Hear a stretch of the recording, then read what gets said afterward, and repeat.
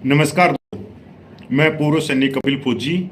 आप मेरे को देख रहे हो लाइव कपिल फौजी यूट्यूब चैनल पे। बड़ी खबर है, ब्रेकिंग न्यूज है, बहुत बड़ी खबर है भाई। सबसे पहले तो मैं हाथ जोड़ के रिक्वेस्ट कर रहा हूँ कि इसको ज़्यादा से ज़्यादा शेयर करना, जिससे 28 लाख पूर्व सैनिकों के पास में ये खबर पहुँच जाए, क्योंकि ये ब्रेकिंग न्यूज है। कश्मीर से लेके कन्याकुमारी तक, मणिपुर से लेके जैसलमेर तक।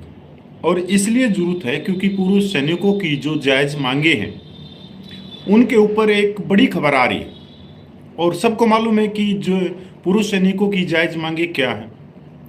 OROP के अंदर जो ऑन रिक्वेस्ट अपना रिटायरमेंट लेके आए हैं उनको शामिल करना, OROP के अंदर जो विसंगतियां हैं और बड़े लेवल पे हैं उनका सुधार करना, जो मिलिट्री सर्विस पे है वो एक समान करना, डिसेबिलिटी पेंशन है एक समान करना, ऑनरेडी नायब सूबेदार की जो पेंशन में विसंगति हैं उनको सुधारना। उसके बाद में सूबेदार है, सूबेदार मेजर है, वो भी ऑनरेडी रैंक में से बहुत सारे हैं, उनकी भी बहुत सारी विसंगतियां हैं। सैनिक विधवाओं की जो पेंशन की विसंगति है, और वो तो सबसे बड़ी मानता हूँ मैं कि सबसे बड़ी तो मैं मानता हूँ सैनिक विधवाओं की, क्योंकि उनको तो बेचारियों को पता ही नहीं कि उनकी विसंगति क्या है। जितना मिल रहा हो उतने में वो गुजारा कर रही है। उसके बाद में एक्स ग्रुप की है, एक्स ग्रुप पे पेंशन की है, बहुत सारी विसंगतियाँ अग्निपथ की हैं, या फिर अपना कल्ली की लगा लो या कैंटीन की लगा लो, जो भेदभाव चल रहा है उसके ऊपर। बड़ी खबर यह है कि सबका सैनिक संघर्ष कमेटी OROP मिलिट्री सर्विस पे और जितनी ये मांगे हैं जायज है उनसे 2 कदम पीछे हो गई है। सबका सैनिक संघर्ष कमेटी नेशनल का मतलब है पूरे देश के पूर्व सैनिक, जो 28 लाख पूर्व सैनिक है, और जिसका हेडक्वार्टर है पंजाब के अंदर तरण के अंदर। और उसके जो जनरल सेक्रेटरी हैं नायक हरपाल जी हैं, उसके स्पोक्स जो पर्सन है वो JW नलिन तलवार हैं, पूर्व वायु सैनिक हैं, JCO रैंक से रिटायर हैं।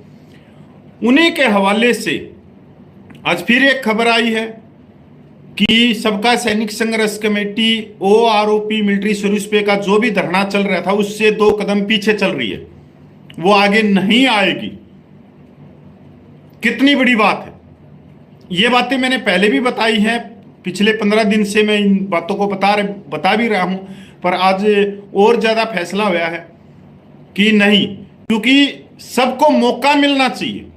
क्योंकि सबका सैनिक संघर्ष कमेटी 14 सालों से पूर्व सैनिकों की जायज मांगों के लिए संघर्ष कर रही है।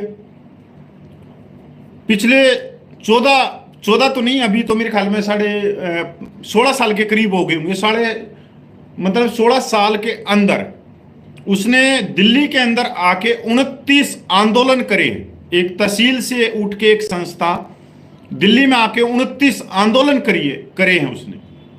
और जब 2015 में जो आंदोलन चल रहा था वन रैंक वन पेंशन का, नहीं कहूंगा मैं, ऑफिसर रैंक ऑफिसर पेंशन का, जो मेजर जनरल चला रहे थे उससे आंदोलन को, उस समय भी सबका सैनिक संघर्ष कमेटी तरण से आके नायक हरपाल 12 दिन जंतर मंतर पे भूख हड़ताल पे बैठा था 2015 के अंदर। चाहे जंतर मंतर हो, चाहे रामलीला ग्राउंड हो, चाहे इंडिया गेट हो, इनके 29 आंदोलन से ज्यादा है। पानी की टंकियों पे चढ़ के इच्छा मृत्यु मांगनी हो, जवानों की जायज हकों की बात हो, रेल रोको अभियान, ये तकरीबन ये कर चुके हैं अभी तक 4 या 5 रेल रोको। और सद्भावना बस जो पहले भारत से पाकिस्तान जाती थी उसको 5 घंटे तक जाम करके भारत सरकार ने वार्ता के लिए बुलाया। ये बात है कांग्रेस राज की, 2014 से पहले की। उसके बाद में 14 मुलाकात माननीय रक्षा मंत्रियों से की है सबका सैनिक संघर्ष कमेटी ने। कांग्रेस राज के भी उसमें रक्षा मंत्री शामिल है, तो बीजेपी राज के भी, जिसके अंदर 14 मुलाकातों में 7 मुलाकात आपके भाई आपका कपिल फौजी की भी उसमें 7 मुलाकात थी। सबका सैनिक संघर्ष कमेटी ने पूरे देश भर के जवानों को जगाया है। 28 लाख पूर्व सैनिकों को उनकी मांगों को उनके तक पहुंचाया। कश्मीर से लेकर कन्याकुमारी तक, मणिपुर से लेकर जैसलमेर तक। सबसे पहले जो उसकी 14 नवंबर 2022 को जंतर मंतर पे एक बड़ी रैली करके उसने घोषणा करी कि कोई भी संस्था भारतवर्ष में से किसी भी राज्य की हो, सिर्फ हो वो पूर्व जवान जेएसयू की, वो जंतर मंतर के ऊपर आंदोलन करने की घोषणा करे। अगर कोई संस्था नहीं आती है तो किसी भी गांव के, और गांव भी छोड़ो, पूरे भारतवर्ष से, चाहे एक यूनिट के हो चाहे साथी हो, 5 व्यक्ति खड़े होकर कहो कि किस तारीख को आंदोलन करेंगे। उन्होंने 14 नवंबर 2022 को यह घोषणा करी थी, पर कोई बाहर नहीं निकला 4 महीने तक। उसके बाद में 20 फरवरी से आंदोलन चला 2023 में जंतर मंतर पे, और इसका भी इतिहास रचा गया पूरे भारतवर्ष में। और आप यकीन मानो या नहीं मानो, जो 2024 का जो लोकसभा का इलेक्शन हुआ है, जो जंतर मंतर का जो आंदोलन हुआ था, उसका इतना बड़ा प्रभाव गया। जो पूर्व सैनिक 140 सीटों को प्रभावित कर सकते थे, उन्होंने 81 सीटों को सीधा प्रभावित किया है पूरे देश में। गूंगी बहरी सरकार को सुनाने की कोशिश की रही है। अग्निपथ योजना जो लेके आई, वो सबसे पहले सबका सैनिक संघर्ष कमेटी उठाने वाली है जब ये आई। और आप उनके गूगल कर सकते हो, सबका सैनिक संघर्ष कमेटी अग्निपथ 2022 में आई थी। हर एक डिस्ट्रिक्ट से मांग पत्र दिए थे। 4 डिस्ट्रिक्ट से तो मैंने मांग पत्र दिए थे, जर्जर से, रोहतक से, सोनीपत से और भिवानी से। ये 4 डिस्ट्रिक्टों में तो मैं खुद अपने साथियों के साथ में डिस्ट्रिक्ट कलेक्टर को मांग पत्र दिए थे। आज नहीं, मैंने कई दिन पहले से कहा कि भाई कोई भी संस्था आके, अब समय कम है क्योंकि आज होगी 13 जून होगी, तो 20 दिन भी कम है वो आरोपी 3 आने में।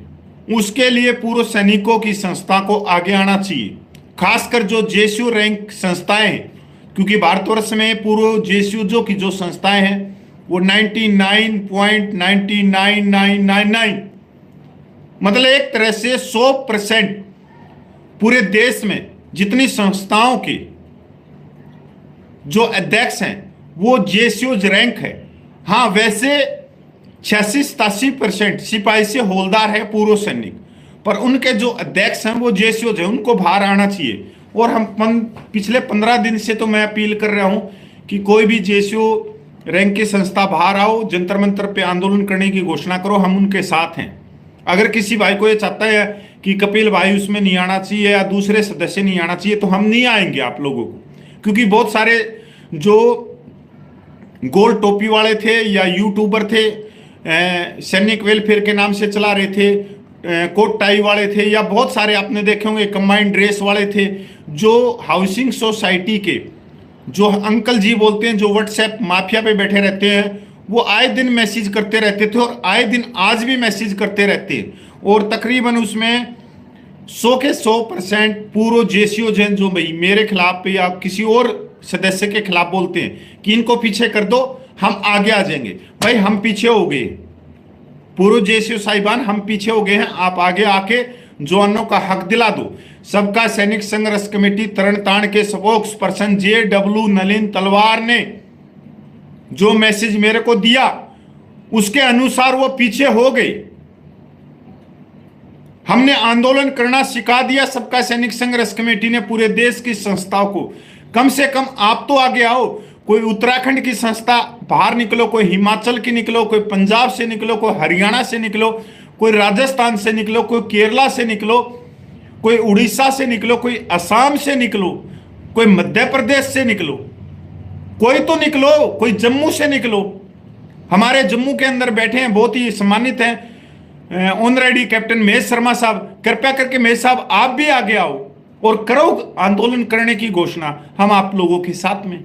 अब और क्या रह गया भाई, क्योंकि समय बहुत कम है। और सबसे ज्यादा विसंगतियां भी मैं बता दूं कि पूर्व जेसीओ रैंक के साथ में 2016 से पहले वाला 31,000 से ज्यादा पेंशन लेगा, और उसके बाद में रिटायरमेंट वाला 27,000 के करीब पेंशन लेगा, और ORP 2 में वो 29,500 के करीब पेंशन लेगा।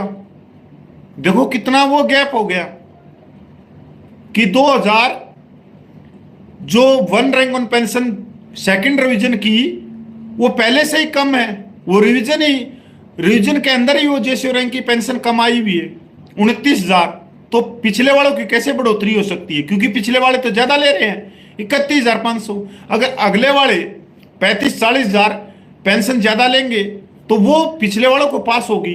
1 रैंक ऑन पेंशन का मतलब यही है कि नई वाली पेंशन पुराने वालों को पास करनी। तो आज मौका है, सबका सैनिक संघर्ष कमेटी बिल्कुल पीछे होगी। अगर बात करें गोल टोपी वाला, तिरछी टोपी वाला या कोट टाई वाला, जो जंतर मंतर के 13 लाख रुपए लेके भागे हैं जवानों के, भाई उनको भी मैं हाथ जोड़ के, वो भी मेरे सम्मानित हैं, सूबेदार हैं सारे के सारे, ऑनरेडी कैप्टन, कृपया करके आप तो आ जाओ। 15 दिन हो गए, या लेटर लिखते रहोगे? लेटर मत लिखो, अब समय है आप लोगों के लिए, सीधी घोषणा करो जंतर मंतर पे आंदोलन की। और मैं पूरे देश भर के 28 लाख पूर्व सैनिकों को, जो भाई अपना भाई मानते होंगे, मेरे को छोटा भाई मानते होंगे, बेटा मानते होंगे, उनको मैं हाथ जोड़ के एक चीज और भी कहना चाहता हूं। अगर ये गोल टोपी वाले या दूसरे जो भी हैं, ये पूर्व सूबेदार जो संस्थाएं, अगर ये एक दिन का आंदोलन करने की घोषणा करते कि जंतर मंतर पे हम एक दिन का धरना प्रदर्शन करेंगे, तो मेरे भाइयों सावधान हो जाना, इनसे सावधान रहना, क्योंकि ये आपकी जवानों की जायज मांगों के लिए धरना प्रदर्शन नहीं करने जा रहे, ये राजनीतिक पार्टियों से साठगांठ करने के लिए जा रहे। एक दिन के धरने में कभी भी आपकी मांगे पूरी नहीं होंगी, क्योंकि धरना, उसी धरने में सहयोग करना, उसी धरने के अंदर आप अपनी नफरी दिखाना जो लगातार वहां चलेगा। अगर गोल टोपी वाला हो, तिरछी टोपी वाला हो, चाहे वो जयपुर वाला हो, चाहे वो नोएडा का कच्छाधारी यूट्यूबर हो, तो इनमें जब भी सहयोग करना जब ये लगातार जंतर मंतर पे बैठे, चाहे उसमें हमारा भी एक गुरदासपुर का सूबेदार मेजर हो, तभी इनका सहयोग करना जब ये लगातार वहां पे बैठे हो। मैंने अपने वालों को छोड़ता ना मैं पराये वालों को छोड़ता, क्योंकि मैं सच हूं और मैं सच दिखाता हूं और सच बोलता हूं और सच से जागरूक करवाता हूं कि सच्चाई ये है। मैं तो आईना हूं, अगर आप देखना चाह रहे हो तो देख लो, नहीं तो भाई देख के भाग जाओ कि क्या है। दूसरी बात, अगर कोई भी संस्था इस समय किसी केंद्रीय मंत्री से या रक्षा मंत्री से मिलकर ये कहती कि हमने मांग पत्र दे दिया, तो इनके झांसे में नहीं आना, क्योंकि जनवरी 2023 में मैं खुद माननीय रक्षा मंत्री राजनाथ से मिला था और 20 फरवरी से धरना प्रदर्शन चल पड़ा था। अब रक्षा मंत्री क्या करता है, मांग पत्र को ले लेता है, ठीक है आपकी मांगों पर विचार करेंगे, ये करेंगे वो करेंगे। इनके झांसे में कभी मत आना, नहीं तो आप बहुत पीछे चले जाओगे। क्योंकि इनसे, अगर आप ये चाहते हो कि इनसे मुलाकात की जाए, तो भाई मैं जब 7 मुलाकात कर सकता हूं तो 8वीं भी कर सकता हूं। अगर आप कहते हो तो मैं मुलाकात करके आ जाता हूं रक्षा मंत्री से या सांसदों से, क्योंकि अभी तो लोकसभा का सत्र भी शुरू होने वाला है 23 जून से। पर वो मांग पत्र ले लेंगे, मांग पूरी नहीं करेंगे। मांगे पूरी होंगी आपके दबाव से, जब आप दबाव डालोगे तब, और दबाव डालना चाहिए आपको जंतर मंतर पे बैठ के। तो इनसे बहुत दूरी बना के रखनी। दूसरी बात, मैं पूर्व सैनिकों को यह कहना चाह रहा हूं, देखो भाई, सबका सैनिक संघर्ष कमेटी पिछले 17-18 दिन से पूरे देश की संस्थाओं को न्योता दे रही है, भाई तुम आगे आओ, तुम आगे आओ। सबका सैनिक संघर्ष कमेटी तरण ताण का कोई झंडा बैनर नहीं होगा वहां पे, ना ही कोई हमारी शर्त होगी। यह आदेश मेरा नहीं है, यह आदेश सबका सैनिक संघर्ष कमेटी का जनरल सेक्रेटरी का है, जिसने पूरे देश को जगा दिया। जो एक तहसील की संस्था थी, उसको तहसील आप कह सकते हो, मैं तो कह सकता हूं उस संस्था को परमात्मा, कि इतने बड़े आंदोलन करके और आज उसने पूरे देश को जगा दिया, और 1 साल आंदोलन उसने नहीं छोड़ा जंतर मंतर पे। ना वो जंतर मंतर से भागी, ना वो जंतर मंतर पे झुकी, ना वो टूटी, ना वो बिकी, और ना ही वो राजनीतिक पार्टियों के चौखट पे जाके पूर्व सैनिकों को बेचने का उसने काम किया। नहीं, वो सच्चाई के साथ में जंतर मंतर पे अडिंग रही, जंतर मंतर पे बैठी रही। जबकि हमारे पूर्व सैनिकों ने क्या किया, अब मैं कहूंगा, इसमें मैं साफ सुथरी बात करता हूं। जब जंतर मंतर पे सबका सैनिक संघर्ष की कमेटी बैठी थी और उसके साथ में अलायंस कमेटियां बैठी थी और 28 लाख पूर्व सैनिकों की जायज मांगों के लिए बैठी थी, तो हमने क्या किया, जो जिसके प्रधान पूरे देश भर में संस्थाओं के जो प्रधान है, जो जेसीओ रैंक है रिटायर्ड, उन्होंने क्या करा, जंतर मंतर वाले चोर हैं, कपिल फौजी रुपये लेके भाग गया, कपिल फौजी के पास में 500 करोड़ रुपया आ गया, कपिल फौजी नेता बनेगा, कपिल फौजी उग्रवादी है, कपिल फौजी वो खालिस्तानी है, इनका साथ मत दो।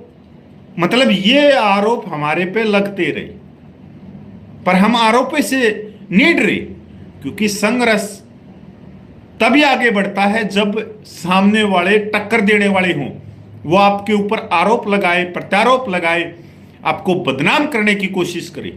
यही संघर्ष का पहला पायदान है कि आप उन चीजों से निकल के और आगे संघर्ष को बढ़ा के आगे लेके जाओ। हमने जंतर मंतर को नहीं छोड़ा, इतने आरोप, इतनी गालियां सुनने के बाद में। और कुछ भाई तो ऐसे थे, और कुछ नहीं कहूंगा, हजारों की संख्या में कहूंगा, जो व्हाट्सएप माफिया में, जो हाउसिंग सोसाइटी के जो पूर्व जेसीओ ऑन रेडी बैठे हैं, वो तो यार गालियां देने लग जाते थे इतनी बड़ी उम्र में, माँ बहन की गालियां देने लग जाते थे सीधे मेरे को, सबका कमेटी को। और आप लोगों के माध्यम से मैं प्रणाम करता हूं जम्मू से जनकराज फौजी को, केरला से गोपाल कृष्णा को, दिल्ली से 2 विजय भाई, ऑनरेडी नायब सूबेदार रमेश और जेडब्ल्यू नलिन तलवार। भाई प्रणाम करता हूं, जो आप लोगों ने जो इतनी मेहनत करके, जो सर्दी में आंदोलन शुरू हुआ था, गर्मी आई, पतझड़ आई, बारिश आई, कुछ भी आया, आप लोगों ने जंतर मंतर को नहीं छोड़ा। आप लोगों ने लाठियां खाई, पुलिस के अंदर गिरफ्तारियां दी, रोज परमिशन ली, पता नहीं मैं क्या कह दूं, कोई शब्द नहीं है। आज फिर सबका सैनिक संघर्ष कमेटी के national spokes person JW Nalin तलवार के हवाले से मैं कहता हूं कि पूरे देश भर की संस्थाओं को न्योता है जंतर मंतर पे आंदोलन करने का। कृपया करके वो बाहर आए, लेटरबाजी से लिखने से बाज आए, व्हाट्सएप के ऊपर मैसेज डालने से बाज आए, और जवानों को उनका हक दिलाने के लिए वो आगे 2 कदम रहें। भाई अब तो आप आगे आ जाओ, सबका कमेटी नहीं आ रही जंतर मंतर पे। आप लोग कह रहे थे कि सबका कमेटी पीछे हो जाओ, पीछे हो गई वो, आप लोगों को सबकी मान ली। मैंने पिछले 15 दिन से इस बात को बोल रहा हूं, आप मेरा कोई भी वीडियो उठा लो, उसमें लाखों कमेंट आए हुए हैं, लाखों कमेंट, केरला से लेके कश्मीर तक। पता क्या कहते हैं कि भाई सबका सैनिक संघर्ष कमेटी सोना है, सोना 24 कैरेट का। इसके अलावा हम विश्वास नहीं करते किसी भी संस्था पे। कोई तो जवानों के नाम से, मिलिट्री सर्विस पे के नाम से केस डाल के लाखों करोड़ों रुपया गपन कर रहा है, कोई तिरछी टोपी लगा के सालों से जयपुर में बैठ के सिक्योरिटी एजेंसी से पूर्व सिपाही हवलदार का शोषण कर रहा है, कोई यूट्यूबर कोट टाई लगा के, पैना मुंह लेके, पैनी आवाज लेके लोगों को गुमराह कर रहा है। हमारे को कपिल भाई इन पे विश्वास है ही नहीं। हमने अपनी आंखों से देखा कि जो कुछ कर दिया वो सबका सैनिक संघर्ष कमेटी ने कर दिया, और सबका सैनिक संघर्ष कमेटी पे विश्वास करते हैं। पर मैं अपने भाइयों को ये कहता हूं, नहीं, ऐसी कोई बात नहीं।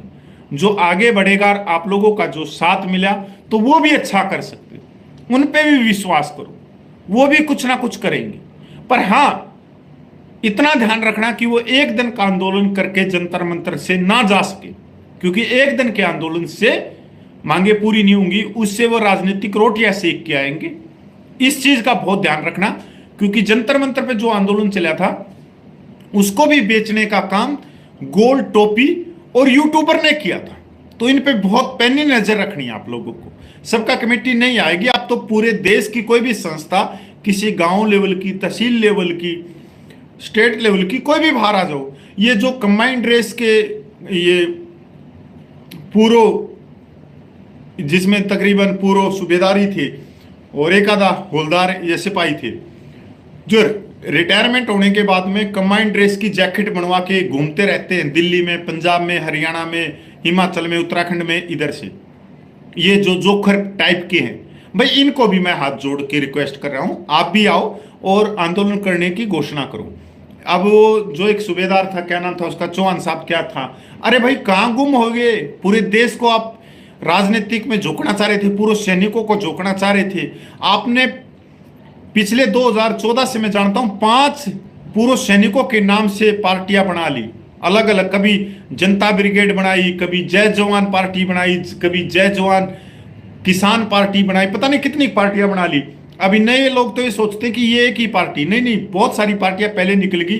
भाई आप भी आगे आओ और पूर्व सैनिकों को हक दिलाओ। अब तो 5 साल के बाद में इलेक्शन होगा, उसके बाद में फिर तैयारी कर लेना। आप पूर्व सैनिकों के लिए धरना प्रदर्शन के अंदर वहां बैठो आके। ये आप लोगों के लिए है कि आप आगे बढ़ो। और जो ये व्हाट्सएप माफिया, व्हाट्सएप यूनिवर्सिटी के अंदर जो ये हाउसिंग सोसाइटी के जो ये अंकल बैठे हैं, कृपया करके तुम तो आ जाओ आगे, क्योंकि फ्लैटों के अंदर 2-2 3-3 कमरे होते हैं। वहां से बच्चे तुम्हारे को सुबह ही निकाल देते हैं 9 बजे। तुम बाहर बैठे रहते हो, कहीं पार्क में, कहीं हाउसिंग सोसाइटी के गेट पे। अरे कृपया करके आप जंतर मंतर की घोषणा करो, कम से कम वहां बैठे तो रहोगे, और जब घर में जाओगे रात को तो आपको सम्मान भी मिलेगा कि पूरे दिन ये बाहर ही रहा था। हाउसिंग सोसाइटी के अंकल जियों को मेरी खास दरखास्त है, व्हाट्सएप यूनिवर्सिटी पे नहीं, ग्राउंड पे आके पूर्व सैनिकों का भला करो और आगे आओ। सबका सैनिक संघर्ष कमेटी नहीं आएगी, क्योंकि ये फैसला सबका सैनिक संघर्ष कमेटी का। आने वाले समय में क्या होगा क्या नहीं होगा, क्योंकि पहले तो इंतजार करेंगे कि भाई पूरे देश की कोई भी तो संस्था बाहर आए, वो जवानों की जायज मांगों के लिए धरना प्रदर्शन करे, लगातार करे, उसमें हम सहयोग करेंगे। और सबको मिलके करना चाहिए, हर एक संस्था को करना चाहिए। तो आइए आप देखते हैं भाई कौन आएगा कौन नहीं सामने। जय हिंद, वंदे मातरम, जय भारत।